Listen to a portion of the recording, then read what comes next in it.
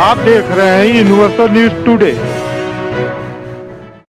जिंदाबाद भारतीय जनता पार्टी, जिंदाबाद जिंदाबाद भारतीय जनता पार्टी, जिंदाबाद जिंदाबाद भारतीय जनता पार्टी, जिंदाबाद।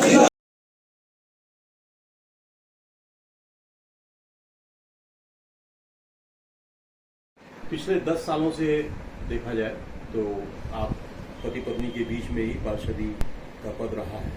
आखिर ऐसी क्या वजह रही है कि राजनीति में आना पड़ा, समाज सेवा के रूप में, या पार्षदी का पद आपको लेना पड़ा? हम तो कभी सोचे ही नहीं थे कि हम राजनीति में आ जाएंगे, पर जिस समय आए तो जनता की यही मेरी पहली डिमांड थी कि यहाँ पे मैम जो है पानी की बहुत ज्यादा दिक्कतें हैं, पेयजल की जो है, और बिजली की भी बहुत ज्यादा दिक्कतें हैं। तो हम क्या कि जब आप लोग एक सही व्यक्ति का चुनाव करेंगे, उसको चुनेंगे, तभी तो कुछ होगा परिवर्तन। तो बोले कि नहीं मैडम, अब की तो परिवर्तन हो के रहेगा। हमने अपने कार्यकाल में हम 10 साल के बीच में 7 ट्यूबवेल दिए हैं। जब लोगों के छत पे फर्स्ट सेकंड फ्लोर पे चढ़ा पानी, तो लोग बहुत, वहाँ की जनता हमारे ऊपर बहुत ही खुश हुई, बहुत ही प्रभावित हुई और दिल से आशीर्वाद दी कि कभी मैंने ऐसा पार्षद देखा नहीं। और फिर 10 साल के अंदर हम लोग मतलब जो है 4-5 जगह जो है ट्रांसफार्मर लगवाए जो है, इससे जो है अब घर घर देखिए तो लाइट ही लाइट लगता है। मतलब हम लोग को जनता इतनी प्यार करती है, हम लोग ऐसा सेवा करते हैं, इसलिए हम लोग को जनता इतना प्यार करती है और कहती है आएंगे तो आप ही लोग आएंगे, आपके सिवा कोई नहीं है। एक बार फिर चुनाव मैदान में आप हैं, आपकी पत्नी है। जो आंकड़े हैं वो अल्पसंख्यक समुदाय भी लगभग आपके बराबर ही है, शेष जो जाते हैं।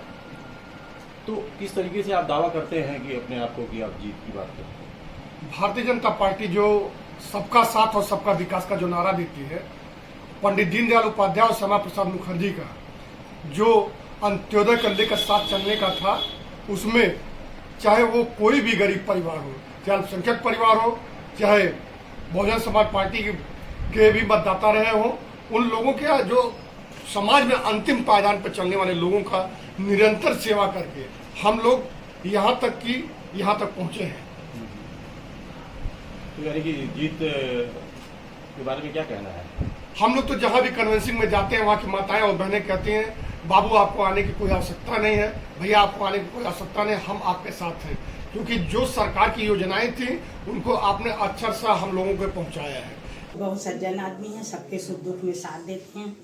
कोई मुस्लिम हिंदू कोई भी मरता, सबके वहाँ जाते हैं, कब्रिस्तान हो जाते हैं। जाने के बाद वहाँ खड़े रहते हैं नल पकड़ के, सारे लोगों का जो लोग मिट्टी दे के आते हैं सबका हाथ धुलाते हैं। इसकी उनकी बहुत तारीफ होती है। हर सब जैसे हम लोगों ने 500 प्रधानमंत्री आवास योजना बनवाई, पूरे 10 वर्षों में 7 ट्यूबवेल लगवाया, 10 वर्षों में लगभग 5 से 8 ट्रांसफार्मर्स की क्षमता वृद्धि और नए इंस्टॉलेशन करवाए गए। उसी तहत में हम लोग गरीबों को पेंशन और लोगों को राशन कार्ड का उपलब्ध कराया गया। इसमें कहीं कोई भेदभाव का कोई मामला नहीं था, ना हमने कभी हिंदू किया, ना हमने कभी मुस्लिम किया। सबका साथ और संपूर्ण विकास के नारे पे हम लोग यह कार्य करते हैं। कई वार्डों में देखा गया है कि विवाह घर भी बना के दिए गए। इस वार्ड की क्या स्थिति है? हमारे यहाँ एक घनी आबादी का एक क्षेत्र है, इसमें ट्यूबवेल लगाने के लिए भी दिक्कतें थी और हमारे पास ऐसी कोई सरकारी जमीन नहीं है, न विवाह घर बनने का कोई यहाँ पे कार्यक्रम है। क्योंकि वो सरकारी भूमि है ही नहीं हमारे पास यहाँ पे, क्योंकि घनी आबादी के क्षेत्र होने के कारण, पुराना गोरखपुर से नजदीक सटे हुए गोरखनाथ मंदिर के समीप होने के कारण ये घनी आबादी का क्षेत्र है। इसमें कहीं इतना बड़ा निजुड़ की जमीनें नहीं है कि जिस पर विवाह घर बनवाया जा सके। अगर ऐसी जमीनें निकलती हैं तो निश्चित तौर पर ओपन जिम और वहाँ पे सामुदायिक विकास केंद्र को खोलने का और विवाह केंद्र खोलने का हम लोग प्रस्ताव माननीय मुख्यमंत्री जी के साथ भेजेंगे। अभी इसी माटी के लाल उत्तरी हुमायूंपुर के डॉक्टर मंगलेश श्रीवास्तव जी भी हैं।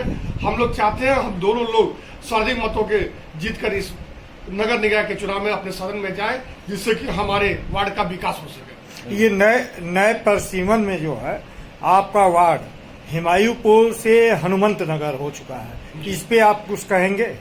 जी, हनुमंत नगर और हुमायूंपुर में अंतर तो नहीं माना जा सकता है, क्योंकि हर जगह बदलाव सुनिश्चित होते हैं। जब बदलाव सुनिश्चित होता है तो एक प्रक्रिया आती है। हम कभी बचपन में छोटे बच्चे रहते हैं, फिर जवान होते हैं, फिर बुढ़ापा आता है। इसी तरीके से ये नाम कभी देखे इलाहाबाद का नाम प्रयागराज रखा गया। इसी तरीके से एक सतत प्रक्रिया है, विकास की प्रक्रिया है।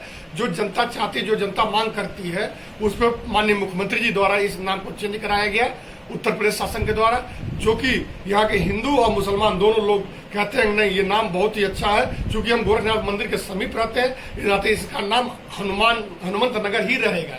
क्योंकि हम श्री राम के और गोरखनाथ मंदिर के समीप हनुमंत नगर शीर्ष और सहर्ष लोगों ने तैयार किया।